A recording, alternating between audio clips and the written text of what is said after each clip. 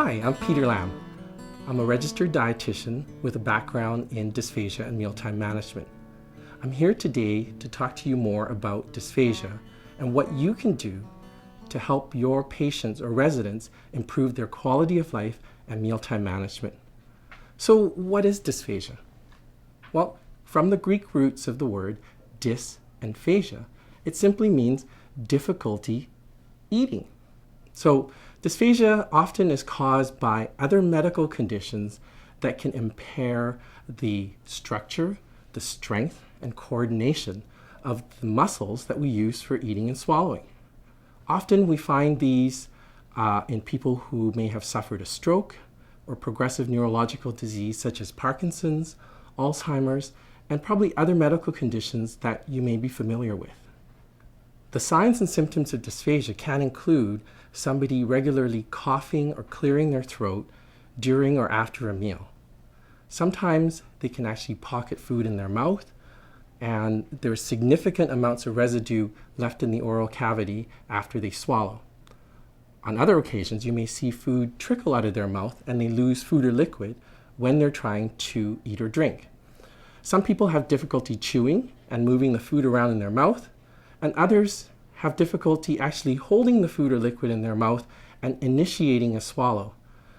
Most often, with people that have food going the wrong way, you will hear a wet, gurgly voice after they eat or drink. Sometimes, individuals who suffer from dysphagia may not present with any obvious physical symptoms, but they may refuse to eat because of a lack of interest in food. They may actually be depressed. Or sometimes they're actually just afraid to eat because they're afraid to choke. They may actually isolate themselves because of embarrassment, the fear of coughing and clearing their throat constantly in front of their table mates, and withdraw from all the mealtime pleasures and, in fact, from socialization, which is not a good thing.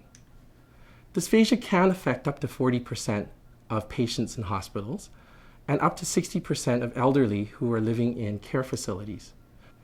If untreated or improperly managed, difficulty with swallowing can lead to dehydration, malnutrition, aspiration, and potential health issues that are related to aspiration. Let's take a step back and review what a normal swallow would look like so that we can understand what happens when somebody has difficulty swallowing.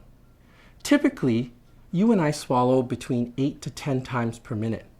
Now, if you add this up over a day, that's over 10,000 times per day. Swallowing requires the coordination of many different muscles of the mouth, throat, and it also involves the nerves sending the right messages to the right places at the right time. There are 4 phases to swallowing. Oral prep is the phase where we put food into our mouth, we chew it, mix it with saliva.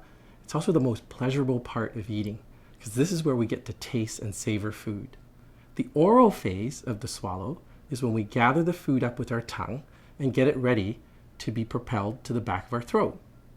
Once there, the pharyngeal phase of the swallow begins, and the soft palate closes off the nose, the epiglottis closes off the airway, and the food or liquid is then propelled into the esophagus.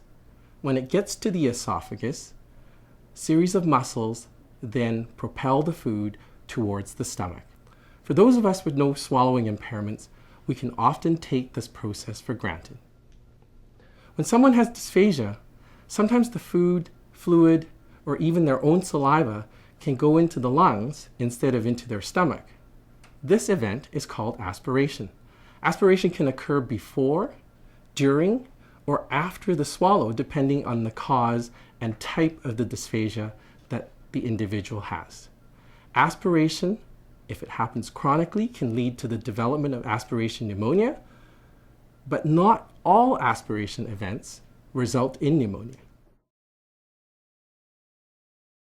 To help people maintain optimal nutrition and hydration, sometimes we may have to alter the food texture to help facilitate that person's ability to chew, break down, and swallow the food safely.